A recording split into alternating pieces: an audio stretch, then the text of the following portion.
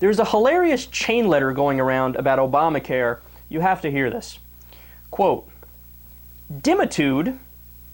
I had never heard that word until now. I typed it into Google and started reading. Pretty interesting. It's on page 107 of the healthcare bill. I looked this up on Google and yep, it exists. It is a real word.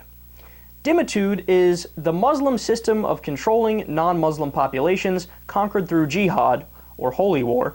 Specifically, it is the taxing of non-Muslims in exchange for tolerating their presence and as a coercive means of converting conquered remnants to Islam. Obamacare allows the establishment of dimitude and Sharia Muslim diktat in the United States. Muslims are specifically exempted from the government mandate to purchase insurance and also from the penalty tax for being uninsured. Islam considers insurance to be gambling, risk-taking, and usury. Thus, it is banned. Muslims are specifically granted exemption based on this. How convenient. So I, as a Christian, will have crippling IRS liens placed against all of my assets, including real estate, cattle, and even accounts receivable, and will face hard prison time because I refuse to buy insurance or pay the penalty tax. Meanwhile, Louis Farrakhan will have no such penalty and will have 100% of his health insurance needs paid for by the de facto government insurance. Non-Muslims will be paying a tax to subsidize Muslims. This is dimitude.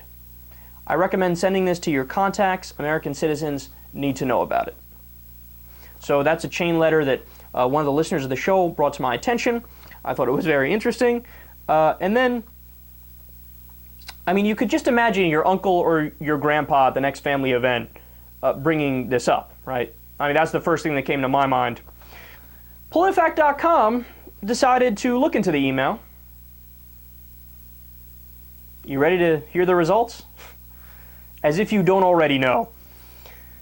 There's no mention of that on page 107 in the healthcare law. We looked up the word dimitude. It doesn't exist.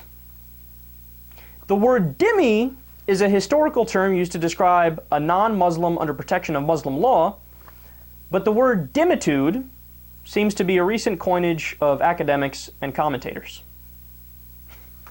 Let's just stop there for 1 second. How much fun are these guys? I mean, they try to make this letter sound so official. They try to say, yeah, on page 107, subsection D, line F, the third paragraph in, like they try to make it seem like it's lawyerly language, they know exactly what they're talking about. It's all made up. Dimitude isn't even a real word.